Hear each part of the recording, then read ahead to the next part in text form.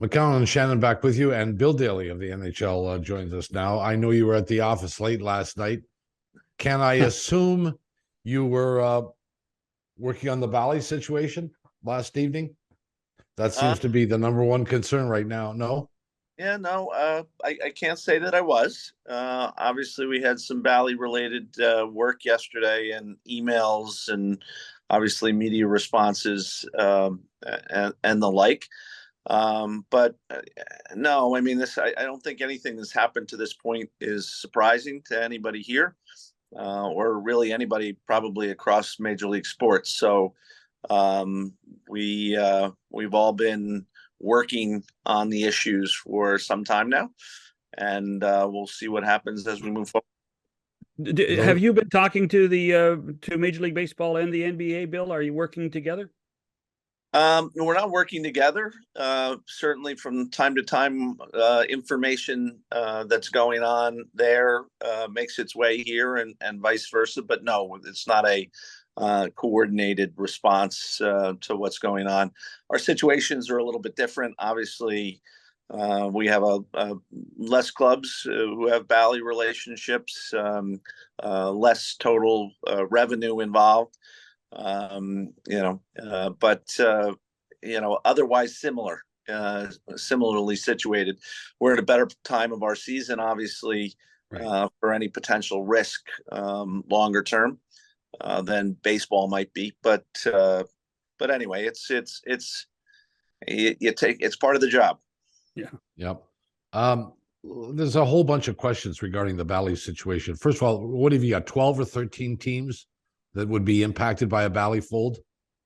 12. But again, a Bally fold, I don't think anybody anticipates. A Bally's bankruptcy is possibly more likely, although not a certainty either. Again, the missed interest payment was something that I think everybody expected. They have a 30-day grace period, and I think they continue to work on a restructure. Do you think Bally is the entity for sale then, as you understand it? Is there a possibility of a white knight coming in? I certainly think they're looking for long-term equity holders. Yes. Yeah. Do you have any sense as to whether that is likely to unfold in the next 30 days? Because that's what they're talking about. 30 days is 25 days or whatever it is. Well, the 30 days is their runway right now. Right. Yeah. And then we'll see what happens after that. So, but Bill, I think that when the layman or the hockey fan reads this stuff in the trades and starts to get nervous that's his team's games won't be seen. Have you received any assurances that that's not going to happen at this point? I say we've been in regular communication with Bally's, and we don't think that's a material risk for us, at least for the balance of this season. And I would suspect that one of the reasons you're not panicked is because you do have strong contracts, at least for the playoffs, with your two U.S. networks that cover every game, correct? Yeah. Once you're in the playoffs, you're not even in kind of the Bally universe, other than kind of on a side-by-side basis in the first round. So it's again, as I said, the calendar lays out a little bit better for us than perhaps for Major League Baseball. So essentially, I'm imagining what you're trying to work through is, if this comes to pass, what do you do next season? Where are you with these 12 or 13 teams next season if there's no Bally's? So again, I don't think Bally's fails to exist. I don't. That's the most likely outcome of this. I do think this gets restructured in a way that will work long term. But look, our primary focus is making sure our fans have access to our games, and so I think we've all made contingency plans to make sure that happens. From an economic point of view, can I ask, have these teams or the league been paid already for all of this season, or are there still outstanding? Is there still outstanding debt? I think the payment structures in each contract is unique to the contract.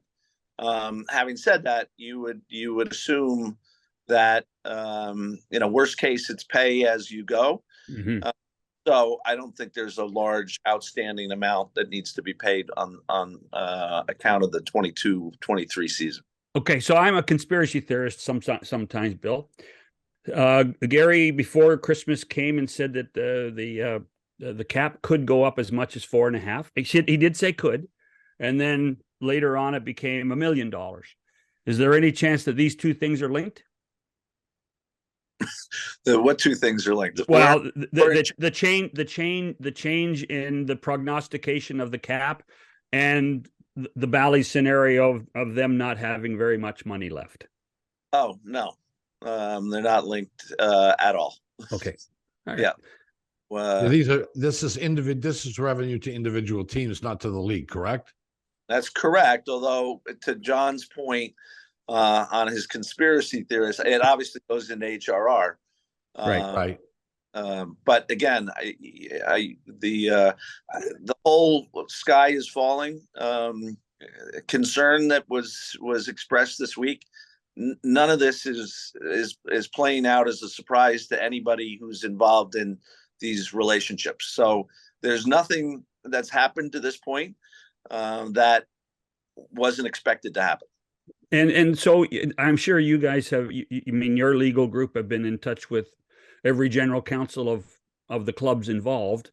Does this hinder the contracts being null and void at some point in the summer, like it appears to have happened, or baseball seems to be aggressive with? That's a multi-part question. Obviously, we've communication with the clubs regularly on this, both Bally clubs and the non-Bally clubs and the RSN landscape generally.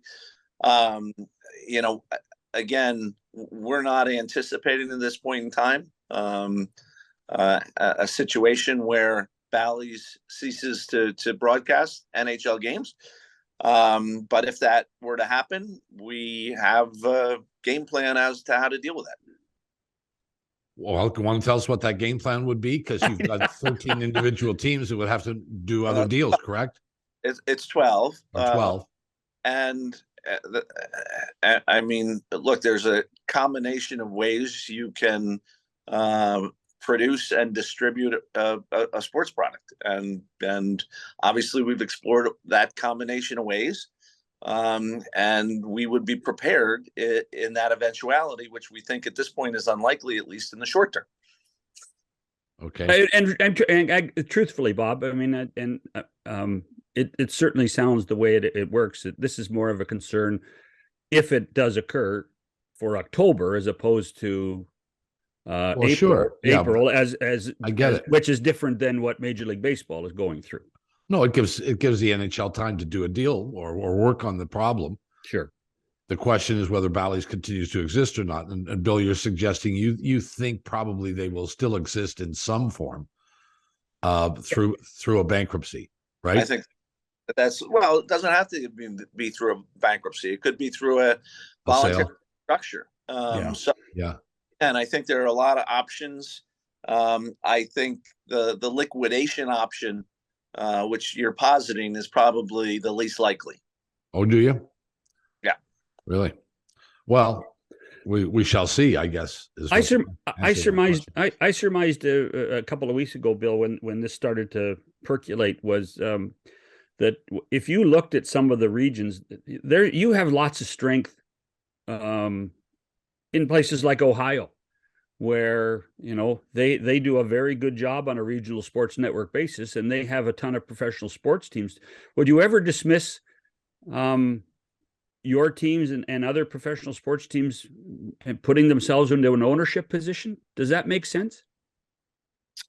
It may make sense in certain cases, sure. And we've some of our clubs have partnered with clubs in other leagues on broadcast initiatives in the past, as you know, John. So there's a myriad of possibilities here in terms of how this plays out. And the important message is there's no danger that's kind of imminent at this point. Nothing happened this week that kind of changed the prospects of how this plays out. So, you've obviously you're involved with this deeply. Do you have some sense as to why this has happened? I know Bally's purchase and the price they paid was high, but they haven't gotten the subscribers that they expected to get, and that has impacted their revenue. But, is there a solution to any of this? Or do you see us at some point in time in the immediate future going back to, one-on-one relationships, maybe with local television stations and stuff? Well, where the revenue is over the small. top, Bob. The new phrase is over the top, right, Bill? Yeah, I look. I think this is a product of the evolution of the sports broadcasting landscape. Quite frankly, right? It's a lot of cord cutters and cord nevers, and the number of subscribers is going down because they consume the product in different ways. And so, the good news for us and for sports is the number of people, the viewers, that number is not going down, and in fact is going up. So it's really how they're consuming the games, and on what platform and what manner. That's what's changing, and that's kind of, you can't stop, the progression of evolution. It is what it is.